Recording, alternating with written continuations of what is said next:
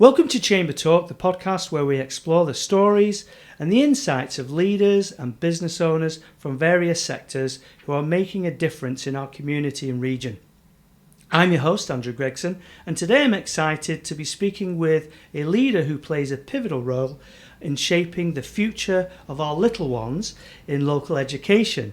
Norma Martinez, who's the superintendent from Centralia Elementary School District. Welcome and thank you for coming on today. Thank you so much for having me. I'm happy to be here.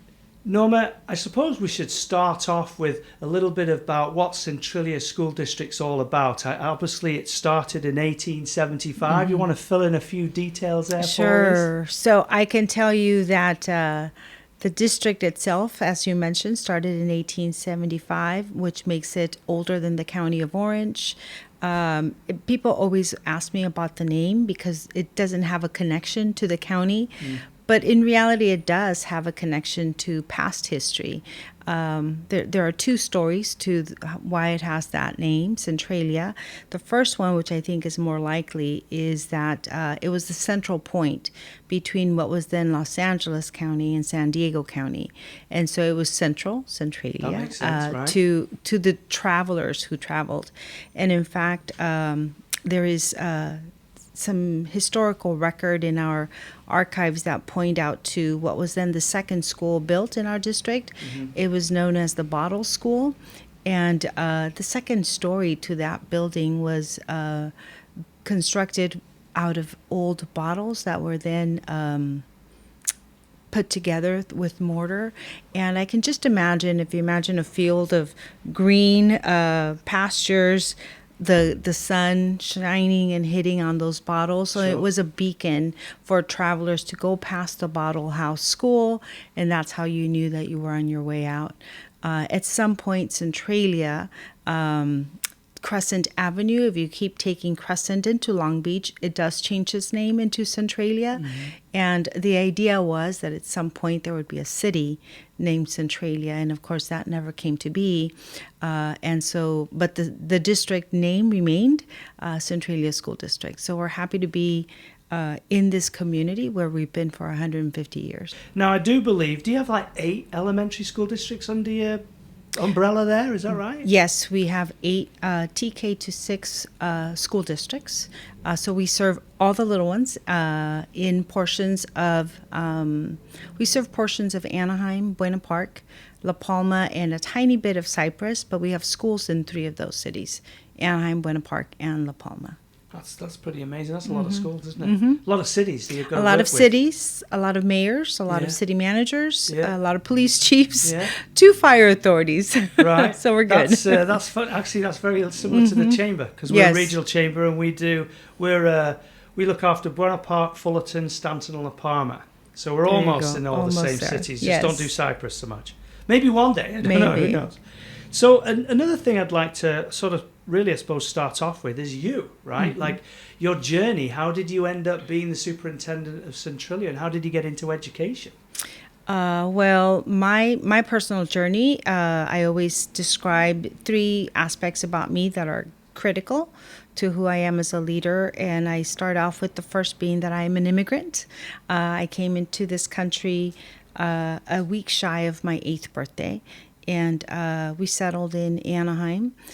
Grew up in Anaheim, and as a young person, I grew up listening to the stories of my dad, who was a migrant farm worker for a long time, and just asking him that story about why is it that we came to this country, Dad? Why are we here? We left family behind, all of that. And from him, I can tell you the stories of sacrifice, commitment, perseverance, wanting to make the world better and leave it better than how we found it. It was really important. My dad was a huge believer in everybody has personal worth, and he literally loved this country in terms of, in this country, you can set your sights on whatever you'd like to do. So in school, in high school, I used to spend my time going to the local public library, reading the old census books before the internet, mind you. Right, the census would publish these books. And I was actually quite appalled that at that time, high school graduation rates for Latino students were very poor in the 50s, and I just couldn't fathom that. I really am a believer that strong educational programs create great communities, and that's really what I want to do. I want to build communities where my students feel safe in their neighborhood. And I do believe that an educated student population will help a city do that. So that was my decision to be an educator. It really comes from this drive to help make the world better. Mm-hmm. So I am a lifelong educator. I believe in the power of education.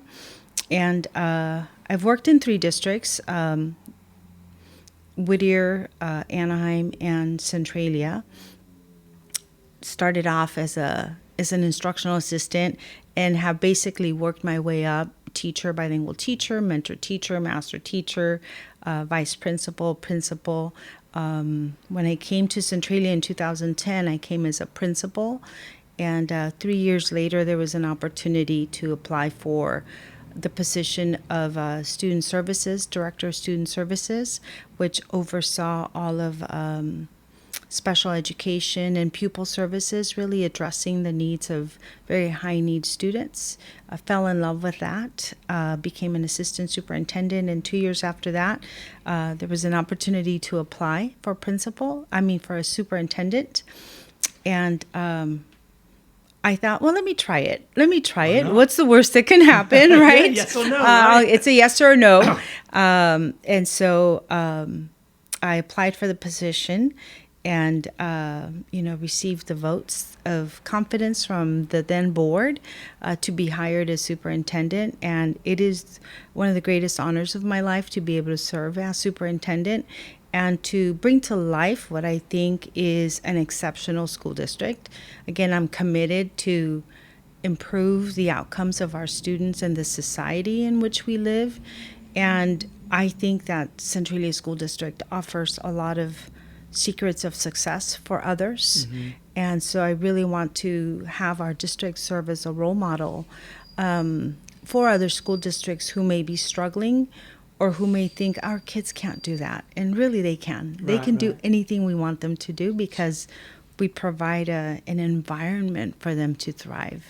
I like that. In fact, I do believe in that because our daughter is in one of your schools. Thank you. And she is thriving. She's doing a great job. So thank you for that. I appreciate it. Thank you. One thing, I suppose, listening to you, how you thought years ahead of your time, thinking about wanting to improve education in some way, mm-hmm. and then of course being in education and being in so many different districts really gives you more of an insight. Yeah. How does that help you with the vision of the way Centralia is going to move forward, or the things you're wanting to do now? Well, after working in several districts, I think what you realize is it's really about the people.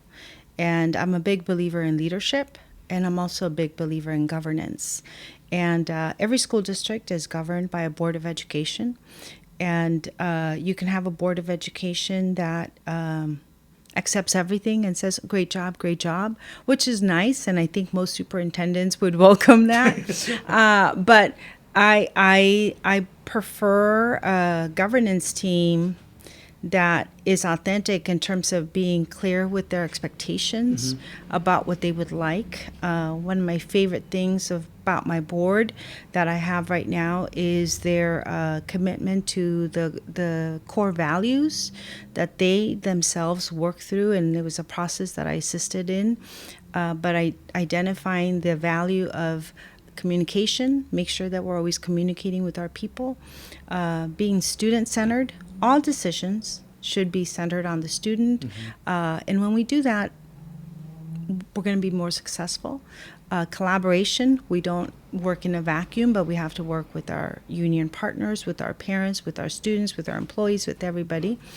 And the other part is to be student-centered in making sure that the decisions drive students and to have higher achievement, higher learning, higher progress. We want students to always show that they are improving and learning.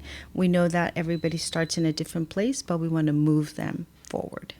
And how do you go about that higher improvement? Because it's easy to listen to, but it's not Yes. easy to complete, is it? No, it's not. And right now we are living in very complex times. So the pandemic definitely has impacted. We can see our data pre, pandemic. So in 2019, we still have a ways to go. But I do think that there is a secret to success, if you will. As a district, we are a high performing district. And one of the first things I will tell you is many people who come into our system, when we talk about, we need to improve our data, they always look at me a little puzzled and they're like, it's already good. Like it's because they're not used to that, right? Sure. And I said, yes, but it can always be better. Right. And the idea for us is to always strive to make things better. So the first thing that you need is you need to have people who believe that it can get better. So you can't be complacent and you can't accept the present level. It's like an elite athlete is always trying to improve by an inch, by a little microsecond. That has to be our mindset. But then the second piece is to make sure that we have the tools that we need to be successful. And as an education institution, you need to start with data. So we need to be able to use data to understand where are the students and then move beyond what I call problem admiration and say, look at that piece of data. It tells us this, to actually create a plan of support. So in COVID, we've done a couple of things that I think, again, set us apart from other districts. So there's a lot of conversation at the state about this quote unquote science of reading. And what the science of reading really is an understanding that there is a methodology to teach reading. I'm a primary school teacher. I know that there is a way to teach reading. And so we have gone ahead and embraced that. We've purchased curriculum for our lower grade students so that there can be a methodology that is systematic that will support the students to acquire the skills that they need to teach reading. We've hired a reading teacher for every single school and additional assistance to support. Our goal is to prevent students from falling behind as opposed to noticing that they have fallen behind. We want students to finish the year on grade level, especially our TK students, our kindergarten students, our first grade students. That is when we teach reading, and reading is the foundation to everything, right? I think the other thing that we do in terms of just really addressing higher learning is looking at the systems that we use and thinking or wondering how can we use that system, an existing system, to make something better. And so for us, for example, we've had ELOP. Every district has ELOP. It's an after-school program. But about a year and a half ago, I said, well, we need to move beyond just enrichment. The kids are already here. Let's look at how we can use our ELOP time to provide direct instruction to students, and we picked the target area of math. At that time, math was showing that the data was showing that math was really difficult for our students. And so we spent all of last year really focusing on mathematics after school and then in the summer as well. And we're happy to see that the data is really showing that we made a nice big jump on that, and we're excited to do it again. Well, that's good. Yeah. Now, you mentioned along the way there about obviously what's very important to have everybody on board. Yeah. And your staff are teachers. How do you keep teachers engaged? Because this is a lot. It's a lot, isn't it, for everybody? And of course, they're training, but yet they're at school teaching. How do you balance that? It is a great balancing act. So I'm really proud to say in our district we have what I call a professional teaching core. Our teachers are consummate professionals. They know the time that they need to spend on items, and they know what needs to be abandoned and what needs to be absorbed. We spend a lot of time listening to our teachers. I do what's called teacher council every other month. I meet with teachers. It's an open-ended meeting, meaning anybody can come and you can ask the superintendent questions. My favorite part of that is really giving me an opportunity to hear from the ground up how an implementation of something is going. So I just talked with you about, we're doing this program for our math after school program? I can ask that question to the teachers who are doing the work to say, how is that going for you? And they're very candid, and they will tell me what their thoughts are. Of course, we have organized systems for gathering data or professional development, but nothing beats just having conversations with teachers about what they perceive is going well and or it needs to be tweaked. From those meetings, there's been a lot that we've done to correct some things, to refocus and make sure that we are paying attention to what they are saying. We really do need to listen to our teachers because they are the ones working directly with our students. And so by providing professional development, giving them time to collaborate together to look at data, and we've been able to kind of, again, take something that we already have, our music program, and use that time since we hired credentialed teachers to have teachers work together collaboratively and professionally on items that they need to improve the profession. I like that. Yeah. And by the way, I heard the little bit of orchestra when you had your open house, and the kids yes. were amazing. They're Their fantastic. drawings Yes. were amazing. Yes. Like, wow. Like, that's some skill there, I'll be honest. That's what made us think, oh, we need to go to that school district. Yes. That was really good. Yeah. So many parents are interested in how schools are adapting to the changing world. And yes, we're talking elementary school here, so it's slightly different. Does that as well, because that's data you can't really get because it's ahead of time, how does that feed into your curriculum or how you move forward? It's definitely something we think about because we do want to develop in our students the mindset. I think at the young age that we have, we want to develop a mindset in which our students can be flexible, in which our students can be excited about learning. What we find in our conversations is this idea of how are we going to help our students once we give them the foundation for literacy, which we're not moving away from. You know, kids need to be able to read, write, and do mathematics. Once we can do that, though, how do we help students develop the mindset and the work ethic to understand that the future of their work world is so different from our work world? So, for example, just this morning I was with one of our task forces on artificial intelligence. And so the question is, well, what do little kids have to do with artificial intelligence? Well, the first thing we have to do is demystify it, right? Because you hear AI, and we don't know, but to a child, maybe they think it's a robot. Maybe they think it's a thing, as opposed to it's a tool or a thought partner or something that you can use to help support you, right? And so the first place we go to, of course, is go to the adults, make sure that the adults feel comfortable with the new technology, and then be able to bring it forth to students. And one thing that I really, again, I think makes us a leader in our industry is how we get information into our students in terms of equity. So sometimes you'll hear a district say, oh, we have for this program. And when you look at the details, it's like it's for 20 students at this one school, right? So we actually have innovation labs at each of our schools. This was something that was accomplished through a bond that we passed in 2016. And those could be shells of classrooms, if you will. But the magic is what happens inside of those rooms. We have then repurposed our people that we have. So we started out way back 2016 with two teachers. There are innovation coaches, and they are now tasked with creating the curriculum that then we've hired a classified employee to work in each of our labs. And they get together every Monday to prep, plan, to review the lesson so that by the week's end, every single student in our school district, the entire system, they've all gone through whatever the lesson was that was created for them.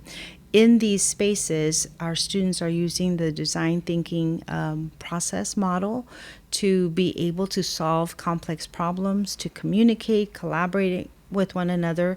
This is how we're rolling out AI. For example, right now, with our 5th and 6th grade students, we're using Adobe Express so that the students can learn to use that tool to create products or to be able to share information utilizing those tools. And this is just us at the tip of the iceberg, if you will.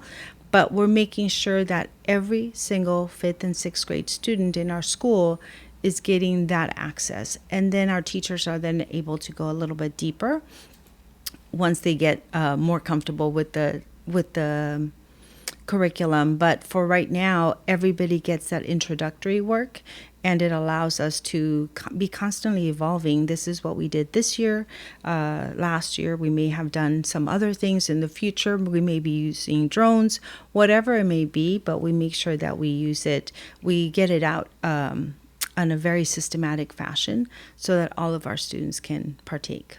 So one of the keys to a successful school district, I suppose, is a strong communication between the school, the district, the teachers, and of course the parents.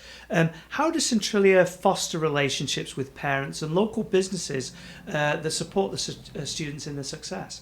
Thank you for that question. So I love communication. I think I'm a student of it. And one thing I can tell you from it is that no matter how much we do, it's not enough. And that's the mindset that I bring into how we communicate. So my communications team, we put out a monthly newsletter. It's a SMORE newsletter. And we'd love to be able to get it in the hands of every resident within our district, because again, believing that a high quality education, it increases people's property values, right, and it gives you pride in the community to know that things are happening. And so we are always trying to make sure that we can increase the reach of our newsletter to get that out there. We do rely on our principals to communicate primarily with their parent group, so that they can get that information out. But we're also always trying to bring in more community engagement. So we rely on organizations like yours to be able to get the word out about who we are. Again, name recognition is difficult. We're Centralia School District. The first question I always get is, where are you? Right, of course. Or right here in the city of Buena Park, sure, with schools in Anaheim and La Palma. We have a very robust parent neighborhood resource center, and the things that we do in there are pretty magical in terms of supporting families who are high need. And I can tell you that most of that is through relationships that we have with local nonprofits and the cities around us. So that is something that whether it's myself or the director, everybody in my district is an ambassador to the Neighborhood Resource Center. And when they connect with a local nonprofit or a business that can support, we try and build a relationship because we know that it's going to be good for our families. Every time we do a board meeting, we highlight a school, and we ask our schools to look for a community partner that we can highlight. I think it's very important to highlight those organizations who are out there helping us, because there are so many good people out there, and they do this work day in, day out. One of our recent highlights was the local Boys Club, I think Boys and Girls Club. Yes. And just being able to highlight organizations that can support our families, I think it's very important. It's work that we're not done with yet. We're always trying to improve how we get our name recognition out. So we do have in the plans in our calendar this January, we're doing something new. We've never done it before, but we want to do a realtor open house. Again, we want to invite all the local realtors to come to our district office, meet the team, meet our principals, learn about the schools. I bump into a lot of parents who say they moved here because they heard of X school. And I always think we have fabulous schools. I want the community to feel a sense of pride about the schools that are in their neighborhood. And we feel like doing something like that is a good thing. I like that idea, because one of the things you do look at when you're looking at buying a home, especially if you have children, it is the school district. Absolutely. And it's very difficult to determine whether it's good or not, because it just gives you a number. Now, I do believe you have a couple of blue ribbon schools, right? We do. Do you mind sharing for listeners who aren't quite sure, or even realtors who don't quite sure understand the difference? What does that mean when there's a blue ribbon school within the district? Sure. So a blue ribbon school is a national honoree. In California, there can only be 36 or 39 schools designated every year. And so think about the thousands of schools. And it's not just public schools, but it's also private schools. And so we have 2 schools that are not just national blue ribbon schools, but they are high-performing blue ribbon schools, which means that they consistently perform in the top 15% in the entire state of California. Wow. In terms of academics. And so we're super, super proud of the status. We have one of these schools in the city of La Palma and another one in the city of Buena Park. And, I just told my principals not too long ago, who's next? Who's next? Because I believe that all of our schools will eventually be national blue ribbon schools. It means that you are a high-performing school. It means that you have very strong community engagement with your parents. Your parents are involved and engaged. It means that you have really good programming for kids where it's not just academics, but there's a little something extra. So maybe it's student leadership, maybe it's a community engagement in terms of outreach. There's a lot of good that comes from being a national blue ribbon school. It just spotlights what we see is great in all of our schools. Now, one thing you mentioned before when you were talking about different resources and obviously engagement with different organizations and non-profits.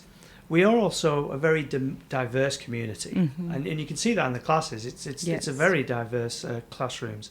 Does that alter the structure, or is there something you have to change within your schooling to accommodate any of that? Yeah, well, I'm going to utilize the good old-fashioned, the golden rule. Do unto others as you would have them do unto you, right? So being an immigrant, I'm very cognizant of the fact that everybody comes with their own story. And I say whether you're an immigrant or a 10th generation Californian, everybody has their story. And I think in terms of just valuing diversity is appreciating human kindness. And so what we want for our students is we want them to be kind, good people.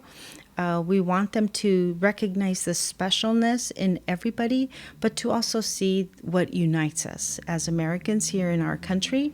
And it's a balancing act between being able to explain how people of a certain culture may celebrate one holiday, but how here we may celebrate something together. And so again, our teachers do a great job of understanding and trying to bring in the information and knowledge about the students that we serve. A few years ago, we provided some monies for each of our teachers to purchase some textbooks that were perhaps showing the diversity of the kids in their classroom. But we don't ever want to get away from this sense of unity that I think is what makes us a great country in terms of just having people coming together, celebrating who we are as a united American citizenry, and being able to celebrate all the good that is in all of us. So we welcome everybody. We appreciate when people want to highlight the specialness of their own culture. But at the end of the day, we come together, and in my district, you come together as an eagle or a roadrunner, a coyote, whatever the mascot is, a dolphin, a bee, whatever it may be. That is how our kids wind up coming together. I think that's a great way of putting it. You just got to embrace your culture, haven't you? That's the difference. And it's very. America is very different from any other country, to be honest with you. If you embrace the American culture as it is, it's just a lot easier to live through everything else. It is. Absolutely. It just makes it simpler. Now, of course, with you leading such an amazing district, there's obviously also some challenges. You would like to share some of the biggest hurdles that you've had to face with the district, or things that you're ongoing sometimes? Sure. Well, I think true to all of us right now in education is just dealing with the effects of the pandemic. 2020, 2022, 23 really jarred the system, if you will. And so moving forward, we have to be a district that leads. We have to be a district that is optimistic for the future. And we have to be a district that takes what we experience and make it better again. And so I point out the innovation labs again. We set them up. We got the bond in 2016. We updated and modernized the buildings. 2019, 2020 comes, we shut them down. And that was actually wonderful because it allowed us to go back and reinvent what we would do in that space that would be equitable and of the highest quality possible for our students. I can tell you we've had a lot of districts come by and see the work that we do in our innovation labs, and everyone is floored with what we are doing with younger students. Every time you hear about innovation or technology, AI, it's always a middle school or a high school lens. Sure. We're talking about third graders, fourth graders, fifth graders, kindergartners creating their own cities, mind you. And so our challenge is always, with every challenge, how do we take that and make it better? So we know in the pandemic, the academic learning of students declined. Well, we can admire that problem, or we can actually move and do something different. So we've done different, right? Now we've gone ahead and we have the intervention teacher at every school, the specialized program, and the approach to make sure that our students are catching up and accelerating, not just remediating. Sure. And the data is, I'm excited. I'm super excited. That's good. These are the grades that are not being state tested, but these are the students. It's the foundation to our Right, work. of And course. I always say that elementary school is like a skyscraper, right? When people admire a skyscraper, they look from the ground up and they see, wow, look at that beautiful structure. High school, college, what comes of it. But every skyscraper has a very strong foundation. And that is us at the elementary level. We lay the foundation so that students have enough strength within them to be able to flourish as they go up. Moving forward, I think we have a good recipe for success, if you will, of the challenges that have come from the pandemic. The thing that's coming that is going to face all of us is the change in funding as a result in one-time monies. And I would say the need in our community remains just as strong.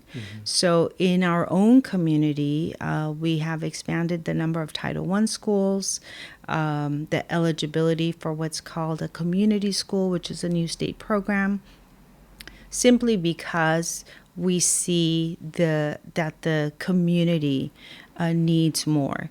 And so it makes us even more motivated to find partners to continue to support the needs of our families as we move forward with them. And it's going to force us administratively to continue to engage with our association partners and make sure that we move forward making good decisions as we have in the past, but really trying to adapt and make sure that we continue to focus on and keep what's most important for our students, keep that centered as we continue to decline in funding that's coming from the state or the federal government. Now, you've mentioned a couple of times, and I'm imagining what you're talking about regarding the pandemic. But for those out there who maybe don't have kids, or the kids are grown up, so they're not quite sure, what is it that the kids actually missed in that time that we're having to catch up with, or somehow promote or be better at? So that's a great question, because there's a difference between the elementary and the high school, I right? bet. So at the elementary level, we teach kids how to play in a circle. There's this great book, Everything I Needed to Learn, I Learned in Kindergarten, right? So we teach kids how to play together, how to share, how to collaborate, how to wait in line. We are the ones who teach these things. And for a few years, we had students who were at home, and the grades in which those skills, soft skills, but important relational skills, they weren't there. Sure. And so students, when they returned, they came to school not understanding how to comport themselves in a school, perhaps. At home, they could be on their Zoom and be working from the kitchen table, a bedroom, with shoes, without shoes, Sure. however they wanted. And then they come back to school and we ask them you're now in a social setting. So you need to figure that out again. So there's been a lot of work that we've had to do with that. Along with that has been the impact on mental well-being for our students. There's a lot of loss that exists in our community as a result of just people getting sick, people losing their jobs, people becoming ill and passing away. So we know that the family structures are a little bit tougher for many of our students. And how do we help students through that? And in addition to that is just having to help students navigate the social skills of before I was in my house. If I didn't want to, I didn't have to. And now I'm in a classroom and I have to do this and follow along. So our schools also have invested a good amount of resources on the mental well-being of our students. And of course, as I've talked about the academics, there was that decline, but we are all working very hard to improve that. Now, you mentioned a little bit earlier there, and I do remember you also mentioning that the amount of money that you'd raise without using people's taxes to do a lot of things. And obviously going forward, our world's changed a little bit. There's less funding and things like that. Right. What type of resources are you looking for, require help with regarding, curriculum, school funding, equipment, all sorts of things like that? Yes. Well, so I start by saying that we are, I always tell people we're a very well-managed district, which means that we're fiscally conservative, and we track all of our pennies and dimes and nickels and quarters, right? It all adds up. And we do that because we don't want to be in a situation in which all of a sudden the floor comes out from under us, right? But as we move forward, we are always looking for partners from the nonprofits to support the families that we have in our various cities. We appreciate the partnerships the new partnerships that we're forming. I just talked with a gentleman from United Way, for example, and he's connected us to a couple of businesses in Cyprus. And so they're interested in doing some service work for a school. So we're working with them to identify a school that they can serve in. I feel like our community, our district, again, even though we're in pieces of cities or in portions of cities, the work that we do greatly enhances the city. And I'll give you the examples of going back to the National Blue Ribbon. It is super special to be a high-performing Blue Ribbon school. And when that happens, that is something that the entire city can be proud of, to say this school has done that, and that school is in our city. I know that it makes our local civic leaders very proud of what we do. And so being able to partner with our district, I think any partner would find a very responsive group of individuals who really want to do what's in the best interest of our students. At the end of the day, I think that that's what we do very, very well. And we know that that means a little elbow grease. So we're a district that is hardworking. We're always out in the community trying to connect and let people know that we're here to serve them. And we welcome all partnerships. You don't have to be within our district, but we do I do feel like within the cities is helpful, because then there's something that comes back to those who help us. Now, with you talking about counting pennies, because I know exactly what that's like. How does the district attract or retain, high quality educators, especially in today's market? Yeah. So we're very blessed to, first of all, be in North Orange County. Who doesn't want to live here, first of all, right? And so when we look at hiring teachers, for example, we're blessed as a district that we don't have a shortage of teachers. When we fly a position, we have quite a good number of them who apply, which allows us to be a little selective in terms of the people that we hire in our district. But once we hire people, we want to show them the collaborative spirit that we have as a district. Being a teacher is very complex work. It is not the stereotypical work 9 months, have the summers off. No. Teachers devote a lot of time into their craft. I remember it's weekend work, it's night work. And so you want teachers who are dedicated to their profession and who want to support and continue to grow. So we're always looking to support our teachers through professional development, having them attend trainings and workshops.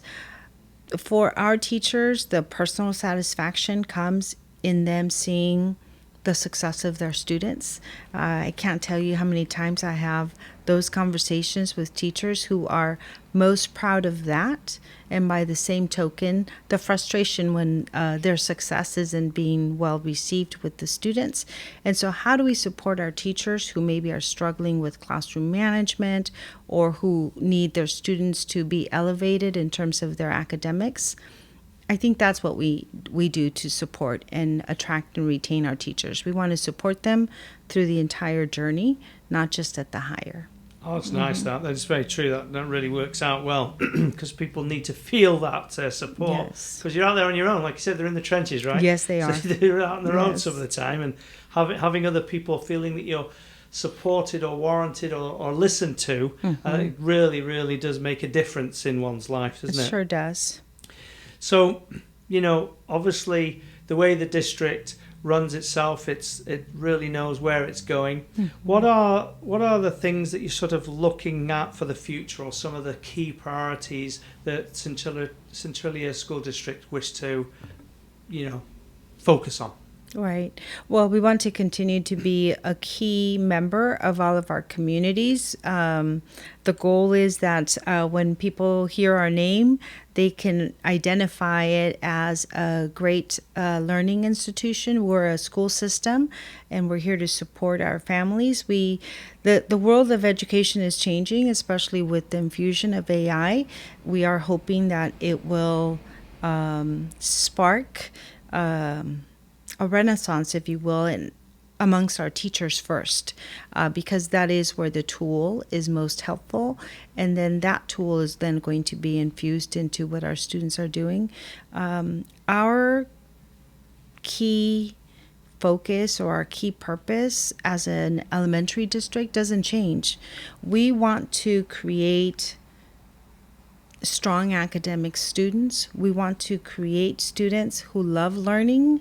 We want to help our families develop the best human beings they can have, polite children who live up to the ideals that their families have, and we believe that we can support our families in that. We want our families to, when they think about the school system and the schooling that their elementary kids are getting, we want them to smile. We want them to feel good about it. And we want them to say, yes, my child is known, my child is seen, my child is loved and supported in this system. If we can do that, we're doing a good job. That's awesome.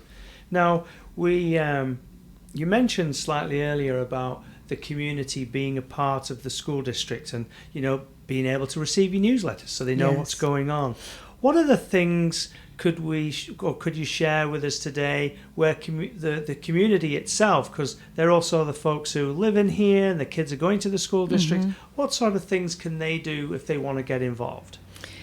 Well, the first thing I would encourage them to do is to log on to our website and be able to subscribe to whether it's the website or the newsletter to be involved. I am starting up what I'm calling a Superintendent advisory group. It's something that, again, in the pandemic, I used to have superintendent forums to just connect with parents who, very much like my teacher council, you have a question, ask the superintendent. Let me give you an update. Feel free. So I want to organize that. But I think any other avenues that we can use to connect with our community would be great. Just listening to you, I am reminded of the importance, and I'm like, okay, Norma, get creative on this one.